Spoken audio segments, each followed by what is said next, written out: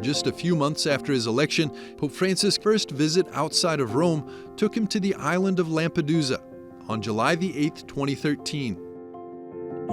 After the pilgrimages that were carefully planned over a long time during the papacies of Benedict and John Paul II, he wants to be as quick as possible in Lampedusa, among the forgotten, the marginalized, and the most unfortunate. His choice of Lampedusa set the tone for his papacy, a pope of the peripheries. Francis's first major international trip took him to Rio de Janeiro for World Youth Day. Originally planned by Benedict XVI, it became Francis's stage to inspire young Catholics. In nome do Pai, do Figlio, do Spirito Santo. A new pope, a new style. Crowds of young people from all over the world came to Brazil to welcome the new pope. From Rio to Krakow, Panama, and Lisbon, he carried the World Youth Day spirit worldwide.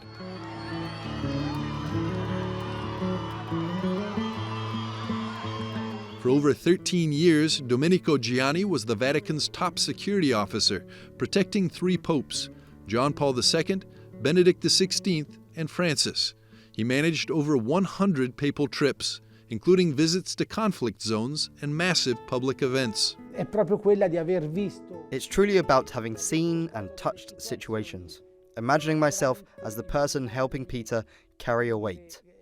So, what I always said was that the Pope is the greatest siren of humanity, because he truly carries the cross of humanity, because he truly carries our cross.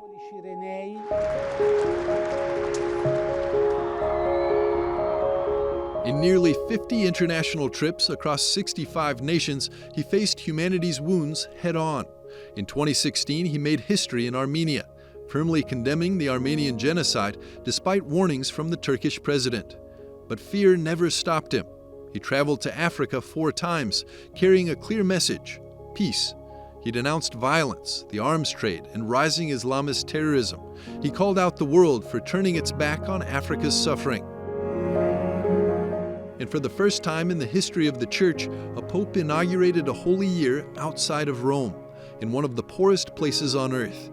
The extraordinary Jubilee of Mercy started in the Cathedral of Bangui with the opening of a tiny wooden holy door.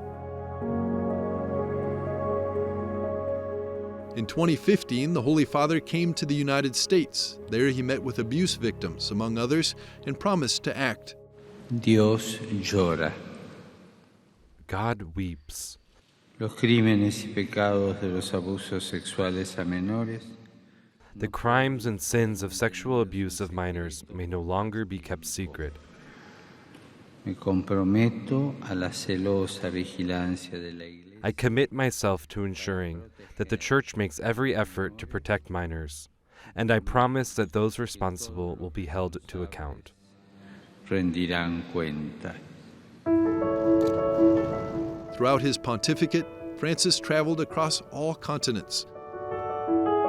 In his 2025 autobiography, Francis recalls that the most dangerous trip was to Iraq in 2021.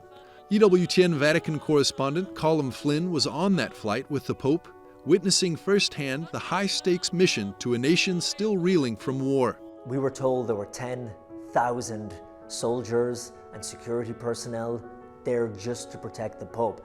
And I believe it because I think we saw all 10,000 of them. We saw soldiers and people who were armed everywhere we looked. After the long pause caused by COVID-19, Iraq was the first destination on Pope Francis's renewed global mission. No pope had ever set foot there before, not even John Paul II, despite his 104 international trips. It was a journey into a land of war, violence, and suffering, where Francis came to deliver a simple yet powerful message: hope. He traveled where no pope had ever gone before, from Iraq to Myanmar, the United Arab Emirates to North Macedonia, South Sudan to Bahrain, countries where Catholics are a tiny minority.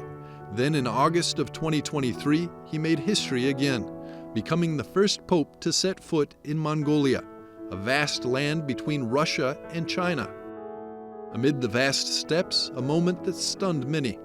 Pope Francis embraced 2 bishops from Hong Kong, giving an unexpected shout-out to Chinese Catholics, some of whom risked everything to be there.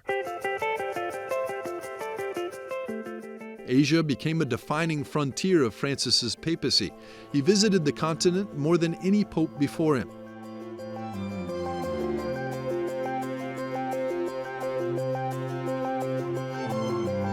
Then came his most grueling journey, September of 2024, Southeast Asia and Oceania.